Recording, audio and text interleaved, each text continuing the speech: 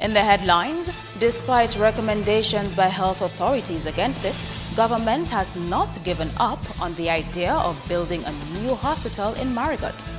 Dominica could have a new fleet of Delta aircrafts seating 145 passengers coming through Douglas Charles Airport next year. And a climatologist re-emphasizes the need for clear messages from forecasters, saying it could help the public better prepare for disasters. I am Andrea Lee with the Channel 5 News. Details after this.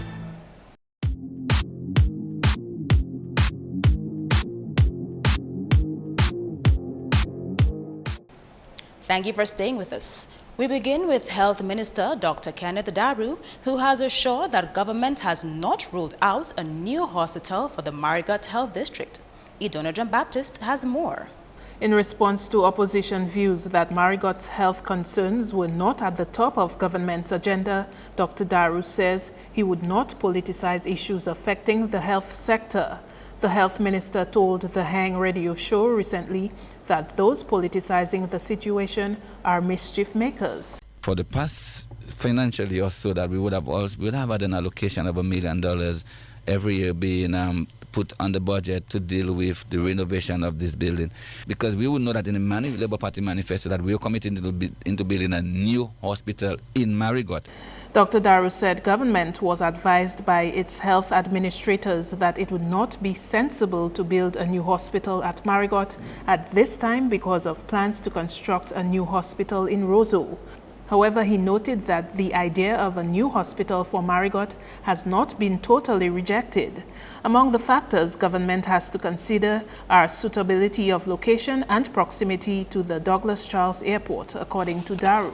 And maybe we could have it done in a more specialized way to deal with traumas, etc. And I'm not discarding the issues being raised by the public in terms of the importance of a health facility in Marigot. Fresh directives have been given to the Ministry of Health so we can continue to look at and explore the possibility of the new hospital at Marigot. So this is not off the cards, Simeon. We were still committed to it as the Minister of Health. I can tell you we're still committed to it. The solution that I mentioned, the two buildings that I said is immediate. Then we have the shorter term ones, which is to spend I think $1.4 million from what I understood to see how we can get the original building back to being used at least for a few months, maybe a year or so, until such time as we can get our plans of the new Marigot Hospital in place. While Daru recognized that the entire Marigot Health team assisted in identifying potential properties for rent to relocate Marigot Health Services, he agrees that his ministry fell short in the public relations aspect of the matter. I was informed, it was reported to me that they did have the ways and means of reporting to the community themselves, people who come for the service, etc., to let them know what was going on. But I think at that point in time, way back then, a couple of weeks ago, when all of this happened, that a public service announcement would have been nice to inform and not just the Marigot community, because as I said, they would have the ways and means of sharing information in the community, but the nation by extension. In other lead stories now, the possibility of added U.S. airlines to serve Dominica is being explored following last week's first ever Caribbean aviation meetup hosted by Dominica. Tourism Director and CEO of Discover Dominica Authority, Colin Piper, told Channel 5 News he expects to have discussions with JetBlue and Delta Airlines. Piper has made it clear, nonetheless, that no concrete plans with these airlines to add Dominica on their route came out of the meeting. Because we did not have the personnel here to discuss those things. What we did have, we had experts who had relationships and who were aware of the types of aircrafts being used right now and who had a professional opinion that maybe something could happen. And so I will say to you that since then I've already had discussions with JetBlue, and I will again. And we're trying to have discussions with Delta as well. All of this is very, very, very preliminary. It's simply to gather information and to determine what the next step would be. As it relates to the entry of Delta Airlines into the country, Channel 5 News was already informed by a Delta executive in 2013 at a tourism conference in Martinique that the airstrips of the island's airports were too short to accommodate their aircraft. This is what she told Channel 5 News back then. Anything is possible. The problem we have with Dominica is runway length. It can't accommodate the large jets that we operate in the Caribbean, and so that becomes an operational issue. It's an entire science of building a runway that can accommodate large jet traffic. Aviation and tourism authorities learned from hospitality industry expert Adrian Loveridge at the conference that a new fleet of Bombardier planes to be operated by Delta next year could land Dominica a spot on Delta's schedule. These aircraft, with up to 145 seating capacity, can come through the Douglas Charles Airport. Even if they are larger than aircraft already serving Dominica, they can land and take off on a runway measuring 4,000 feet. The Douglas Charles Airport's runway length is 5,761 feet. If it is true, it's good news and provides another opportunity for us to approach, some of the mainland carriers and see whether there's interest in Dominica. Of course, it comes with the requisite assistance needed in terms of increasing demand to the and providing, that support to the airline. So all of these are things that we would need to take under consideration.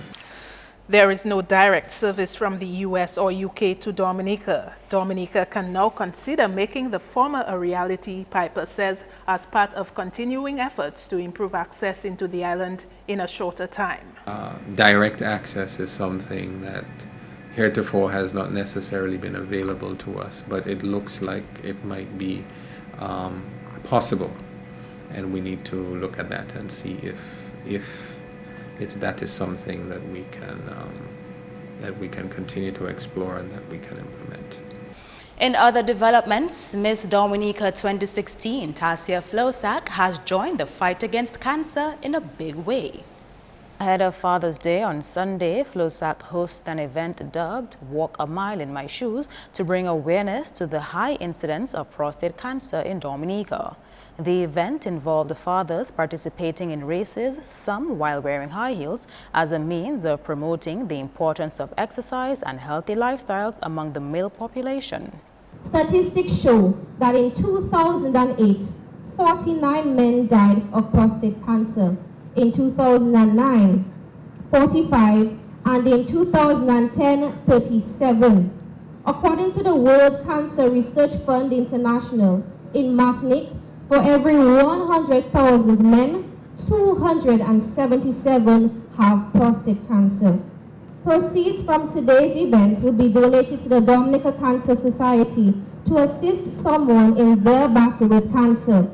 President of the Dominica Cancer Society commended Miss Dominica and her team for this initiative, saying that prostate cancer is not usually given the attention it deserves. I need you to understand that prostate cancer during the early stages, there are practically no symptoms. But as it advances, you may have symptoms such as what we call dribbling. And dribbling is basically after you've urinated, you've gone to the washroom, you still have drops of urine dropping. It is advised that once you get to the age of 40, you start going to the doctor to have your prostate examination. So you get to 40, you make that appointment with your doctor, and you keep that appointment. So early intervention saves lives. Have your prostate checked.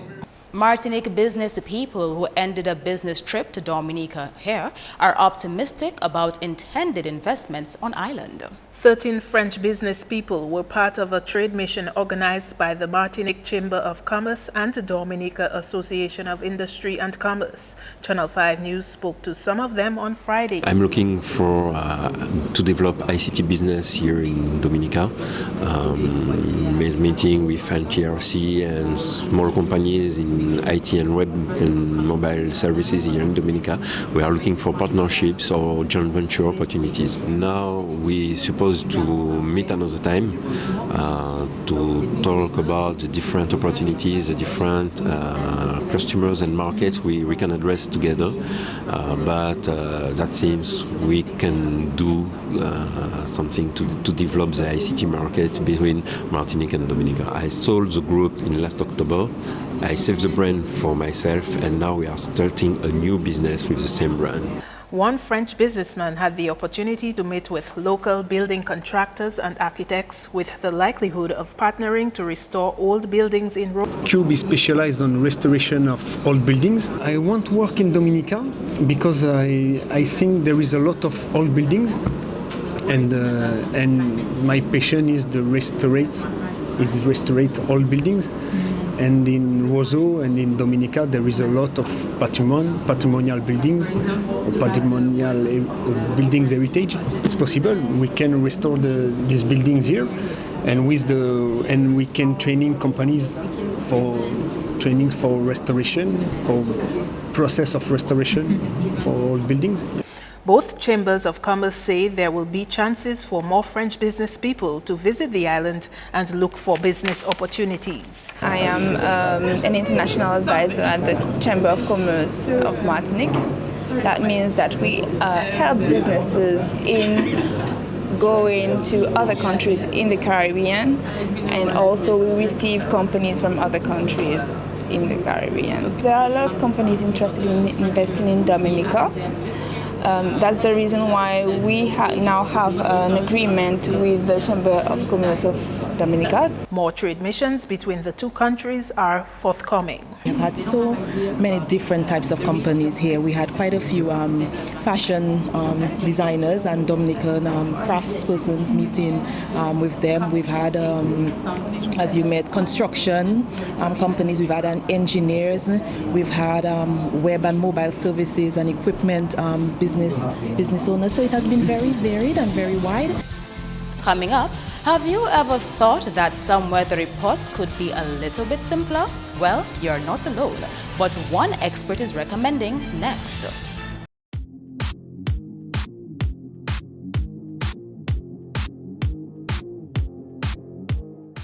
Welcome back. The Organization of Eastern Caribbean States is targeting the youth in its development plan to alleviate unemployment and poverty in the region. The OECS recently celebrated its 35th anniversary and has created many projects to get the young people involved in its work. The OECS we're doing a number of different things. Last week we launched our youth strategy, and there are many opportunities out there. Right now we're actually looking for digital interns. So basically that's young persons basically working from home through the use of the internet and being able to do some of the work that we do and get to know some of the work that we do. And what we're trying to do is to empower the youth in all our activities. Marie says the greater inclusion of the youth is geared at reducing the levels of poverty and unemployment within the sub-regional grouping. Well, for us, the youth is very important. They are basically the youth of today, they are the leaders of tomorrow. And our Director General has a vision to ensure that everybody in our society contributes to some level of economic prosperity, and the youth has a key role to play. So traditionally, we may have neglected the youth in terms of getting them involved in terms of business sense, but now we cannot afford to do that anymore.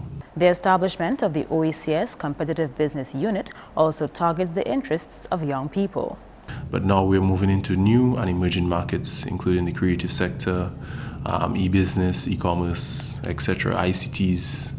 And for us, this work is very, very important because we realize that there is a technological revolution going on, and we need to be at the forefront of business and moving persons and business, across the region. But what we're hoping to do is to reduce poverty, create jobs and opportunities, train persons in areas that they may not necessarily have been looking at, and basically creating the opportunities among the islands to have the youth participate more and give a positive contribution to our society.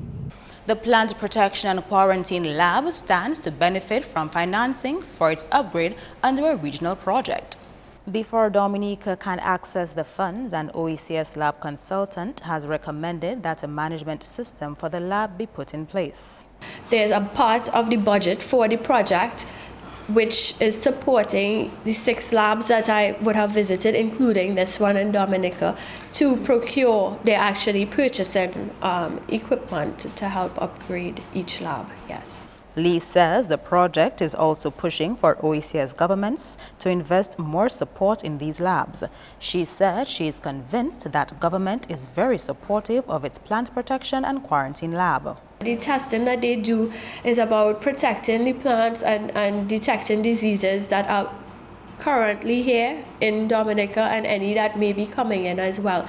So remember, agriculture being a very important part of your economy, it is important to support the lab and to ensure that you're keeping your agricultural crops safe from any sort of diseases or insects, things like that. Dominica is doing well, I would say. I don't want to say, call any other countries' names, but some of the labs in the other countries aren't as well supported as here. And a regional climate scientist is underscoring the need for meteorologists to modify their communication technique.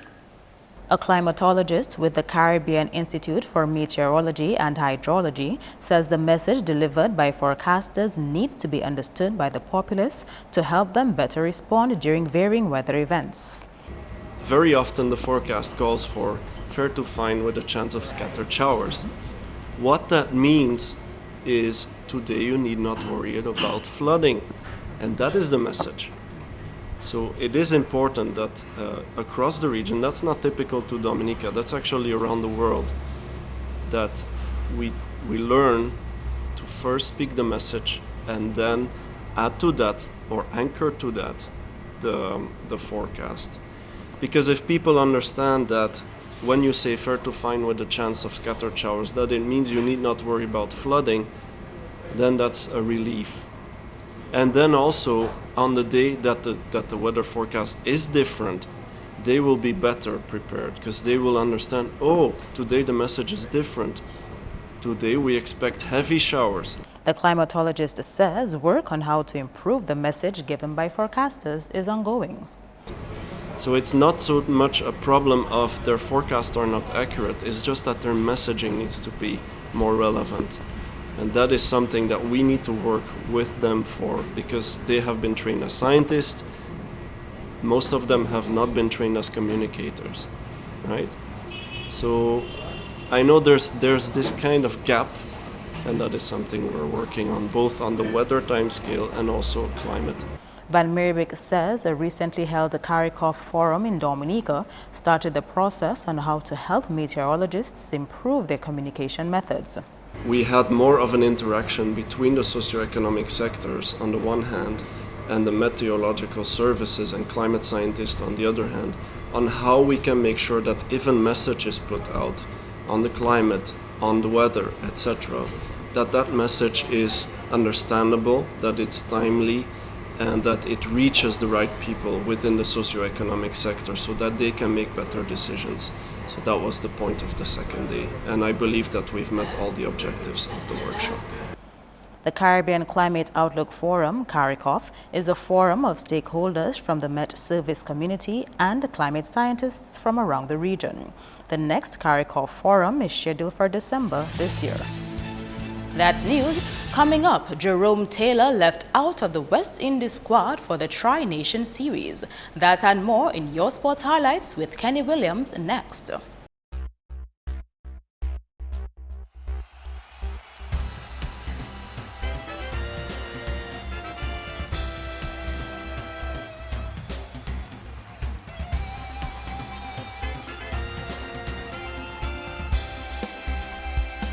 First up in sports, Martinique was crowned the new champions of the Windward Islands Women's Tournament held at Windsor Park recently when they defeated Dominica in the final game of the tournament 5-0 on Sunday.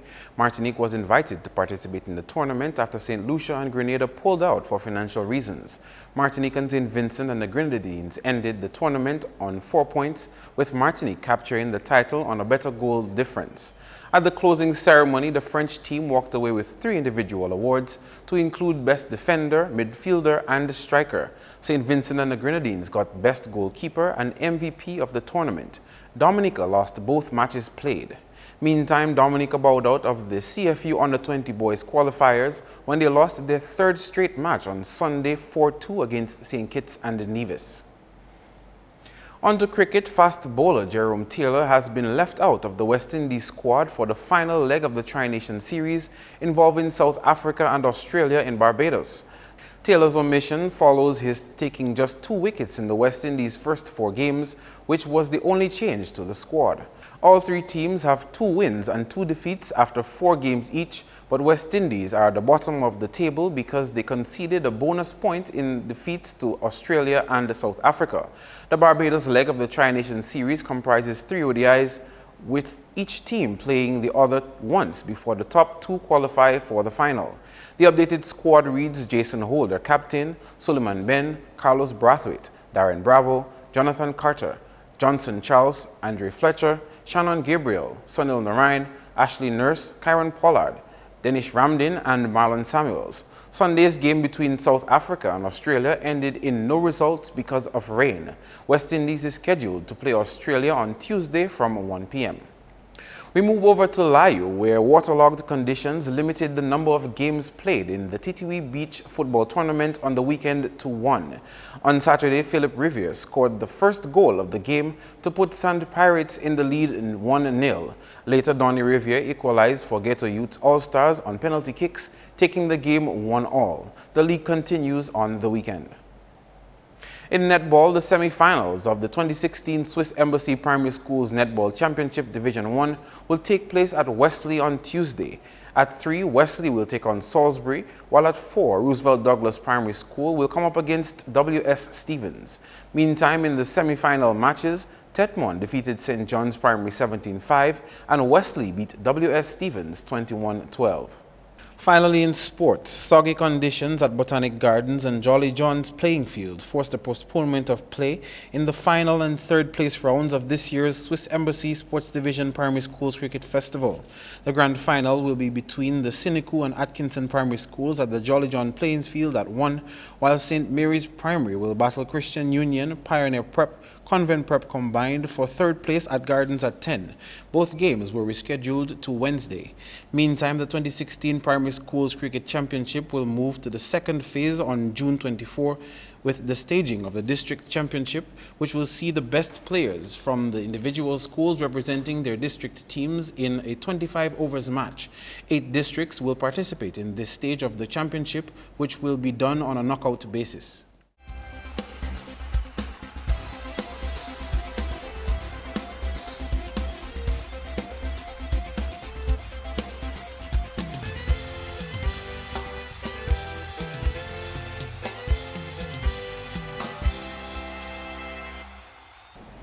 The rain is not over. It will be somewhat wet on Tuesday and again on Wednesday. More details in your weather report next. Hello, good evening. Welcome to your weather. I'll be your presenter for this evening, Farah Rockere. What a cloudy and rainy Father's Day weekend. We move on now to some early infrared satellite imagery, and what it shows is convection associated with an upper level trough and a tropical wave. We move on now to some earlier visible satellite imagery, and what it showed is some low level but mainly high level clouds across the eastern Caribbean. We take a look now at some earlier radar imagery of this afternoon, and what it indicated is mainly scattered shower activity to the west of the Lesser Antilles over in the Caribbean Sea. The weather tonight is expected to be partly cloudy to occasionally cloudy with some scattered showers. Also some breezy conditions is anticipated. The weather tomorrow, partly cloudy to cloudy with scattered showers, and breezy conditions are expected as well. The marine conditions tomorrow will be moderate, and waves are expected to be up to 7 feet. Caution is advised. Let's take a look at the weather for the next 3 days. Tomorrow, Tuesday, partly cloudy to occasionally cloudy with some scattered showers, and a tropical wave will be the dominant feature Wednesday and Thursday. Hence, mostly cloudy skies with some showers are expected for Wednesday, and partly cloudy to occasionally cloudy skies are expected for Thursday, and some some breezy conditions will be maintained throughout the 3-day period. The rest of the Caribbean tomorrow can expect some occasional cloudy skies with some scattered showers, and maximum temperatures will peak up to 32 degrees Celsius. Let's move on now to the international cities forecast. Thunderstorm activity expected for Miami and Caracas. Cloudy skies for London and beautiful clear skies for New York and Beijing. The sun will rise tomorrow at 5:36 a.m. and will set at 6:39 p.m. Please remember, we are in hurricane season. To keep up to date with weather information, please visit our website at weather.gov.dm or call the weather hotline at 447-5555. Join us tomorrow evening for your next weather broadcast. Thank you.